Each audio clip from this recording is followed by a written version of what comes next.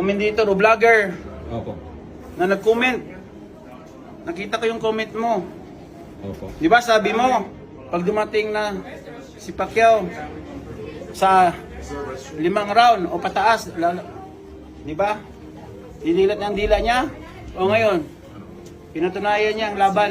12 rounds. Oo. Tapos siya pa yung nag-dominate. Tapos sabi mo, dapat tanggalan ng lisensya si Manny Pacquiao dahil 46 years old na. Nagbabayad ka ba ng tax sa Pilipinas? Para mag-comment ka ng ganyan?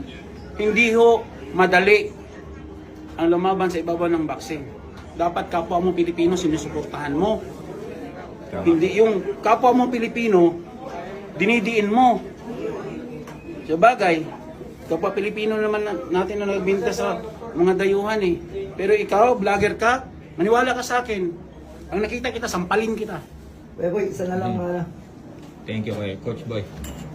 Yan, very, we know, highly emotional. Pangit